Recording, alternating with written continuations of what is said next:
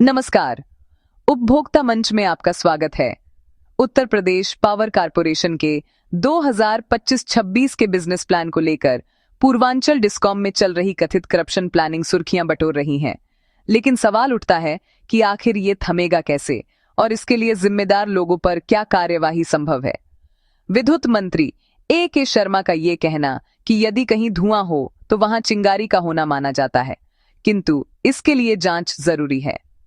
पूर्व में भी पूर्वांचल डिस्कॉम में लोन लेकर पोस्टिंग जैसे गंभीर प्रकरण को विद्युत मंत्री के संज्ञान में लेने के बाद भी जांच और कार्यवाही के नाम पर हाथ में सिफर है। बिजनेस प्लान को लेकर भी जिस ढंग से कमीशन खोरी की चर्चाएं हैं वह अत्यंत गंभीर और सरकार के नीतियों के विपरीत हैं। चंदौली जिला और वाराणसी जोन सेकंड को नमूना के तौर पर देखा जा सकता है। हालांकि ऐसी ही स्थितियां समूचे पूर्वांचल डिस्कॉम की देखी जा रही हैं। चंदौली जिले में अधीक्षण अभियंता के पद पर विनोद यादव को दिए गए कार्यभार को लेकर जीतने मुंह उतनी बातें कही जा रही हैं।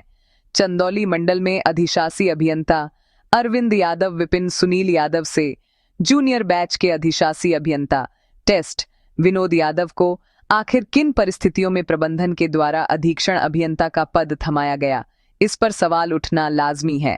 ट्रांसमिशन में अवर अभियंता के पद से विभाग में अपनी सेवा देने वाले विनोद यादव का चंदौली मंडल के अन्य तीनों सीनियर अधिशासी अभियंताओं से डिस्ट्रीब्यूशन क्षेत्र में काम करने का कम अनुभव रहा है। सूत्रों से मिली जानकारी के मुताबिक चंदौली में अधीक्षण अभियंता के पद पे तैनाती के लिए डिस्कॉम मुख्यालय में तैनात एक अधिशासी अभियंता समेत 2 अन्य अधिशासी अभियंताओं से भी प्रबंधन द्वारा शर्तों पर कार्यभार देने की पेशकश की गई थी, लेकिन उनके द्वारा मना किए जाने के बाद विनोद यादव की सहमति पर अधीक्षण अभियंता बनाया गया। जानकारी के मुताबिक 5 से 8% की कथित कमीशन की मांग के साथ कार्य में एडजस्टमेंट वाले ठेकेदारों को प्राथमिकता देने की चर्चा है। ऐसी शर्तें और चर्चाएं बंद कमरों में नहीं हुआ करती। ऐसे में सरकार के लिए इसकी सच्चाई तक पहुंच पाना मुश्किल नहीं है।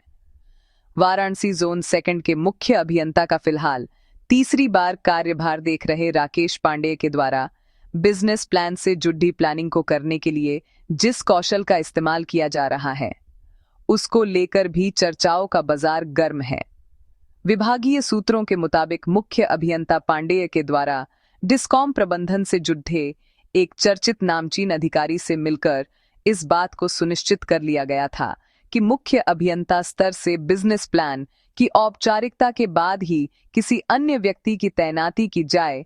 बिजनेस प्लान के लिए चेयरमैन द्वारा निर्धारित अंतिम तारीख के दिन मुख्य अभियंता सेकंड के पद पर नई तैनाती की गई, किंतु सेकंड जोन से संबंधित कुछ मंडलों से मुख्य अभियंता स्तर पर संबंधित टेंडर डॉक्यूमेंट न भेजे जाने की वजह से राकेश पांडेय के द्वारा नए मुख्य अभियंता को कई दिन बाद भी चार्ज नहीं दिया गया है। राकेश पांडेय द्वारा अपने कार्यकाल में ही बिजनेस प्लान का सारा हिसाब किताब कर लेना चाहते हैं और यही वजह है कि विलंब को देखते हुए अचानक 3 से 4 दिन की छुट्टी पर वह शहर से बाहर है। कुल मिलाकर चंदौली के अधीक्षण अभियंता से लेकर वाराणसी जोन के मुख्य अभियंता तक जैसी स्थिति समूचे पूर्वांचल डिस्कॉम की है।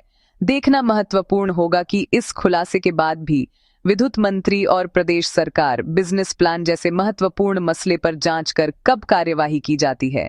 उपभोक्ता मंच के लिए कमलेश कुमार राय की रिपोर्ट के लिए